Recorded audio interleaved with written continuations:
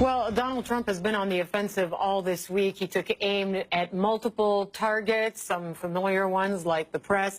He's attacked Democrats, the media, his own party, and earlier this week he also picked a fight with the country of Pakistan. During a formal scripted speech, Donald Trump outlined his new plan for the U.S. mission in Afghanistan, and he had harsh words for Pakistan, accusing the country of sheltering terrorists. We can no longer be silent about Pakistan's safe havens for terrorist organizations, the Taliban, and other groups that pose a threat to the region and beyond. Pakistan has much to gain from partnering with our effort in Afghanistan. It has much to lose by continuing to harbor criminals and terrorists. He also said, look, we pay the country billions and billions of dollars. They have to do more. Pakistan is hitting back in this war of words. One of the country's most prominent politicians is the opposition leader, Imran Khan. I spoke with him a short time ago. I began by asking him for his reaction to Donald Trump's tough talk. Well, Hala, it's something every Pakistani feels hurt, humiliated. It's a country that has that collaborated with the U.S. after 9/11, and by joining the U.S. in the U.S. war on terror, we ended up losing something like 70,000 people dead, over $100 billion lost to the economy, and the tribal areas, which is adjoining the Afghanistan, were a population of 6 million, almost at one point 80% were homeless IDPs. So after all this, suddenly to hear this strange statement that Pakistan is responsible, made a scapegoat for the US not succeeding in Afghanistan, it is, I just have to say that it is deeply painful for all of us. So you don't acknowledge that Pakistan is turning a blind eye sometimes, the government itself? I spoke to Zalmay Khalilzad, the former American ambassador to Afghanistan. He said it's not true. The government knows where these extremist groups are. This is what he said, that essentially they're not just in these tribal zones, but in the big cities themselves, if you could listen. In fact, the leadership of the Taliban are in the city of Quetta. Other leaders are in places like Peshawar, big cities of Pakistan. Yes, of course, when they come across the border, they cross areas that are tribal. But the government of Pakistan knows where these people are. So you have former ambassadors like Khalilzad saying the government knows exactly where these people are and they're just turning a blind eye. So, number one, why does he not tell this to the Pakistani government or the military, which keeps asking them to tell them where these people are? Because they seem to know, Zalmay Khalilzad seems to know. Number two, Hala, is this plausible?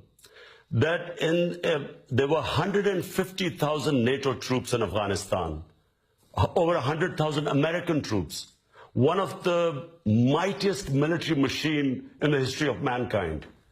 And the total number of insurgents going into Afghanistan, which Pakistan is being accused of harboring, the Haqqani group, that's the group, Haqqani network, which Pakistan is supposed to be protecting, what, they're 1,500, 2,000, maximum 3,000?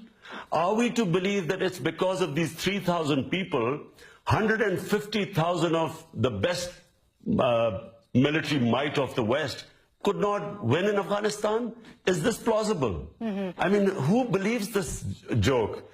So what is there? In the end, is this what they've got? They blame Pakistan for not being able to succeed in Afghanistan? Well, Donald Trump has even said, has even implied in his speech that aid, that assistance, economic and military, to your country, Pakistan, could be at risk, he implied, unless the government of your country does more to tackle these extremists. In my opinion, Pakistan has been the biggest collateral damage in this Afghan adventure.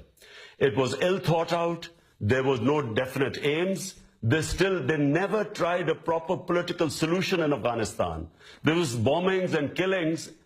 And to blame Pakistan at the end, who is the biggest sufferer of this war.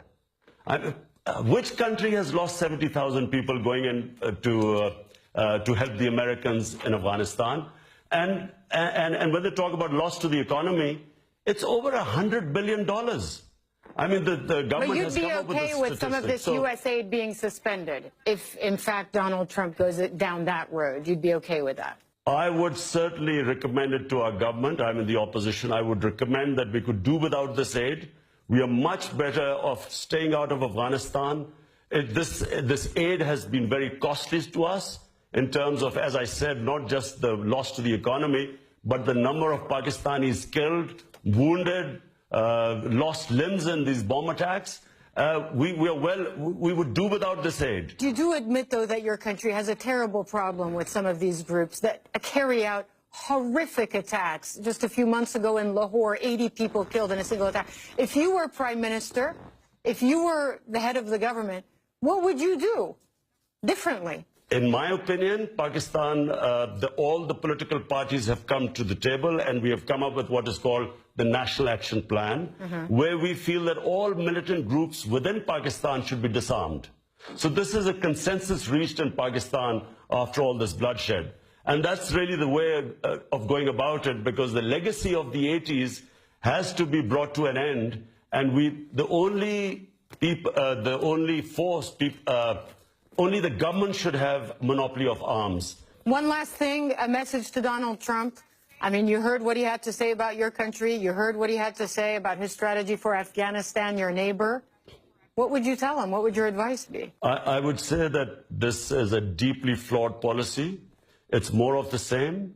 If he's going to send more troops, what are these troops going to do which 150,000 NATO troops could not do? And I feel that his stated policy of killing the enemy, I mean, that's what they've been doing for all this while. I think they should change policy. They should engage the neighbors. That means China, Russia, and Iran. And they should try and form a government of consensus. And actually, the U.S. should think of leaving Afghanistan.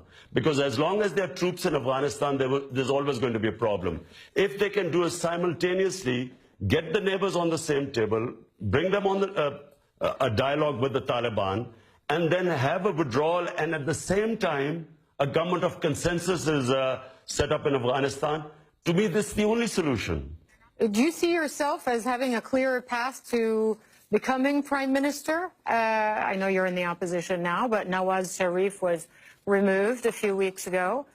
How do you see the next few months playing out for you in terms of that ambition? Well, I'm, a sportsman.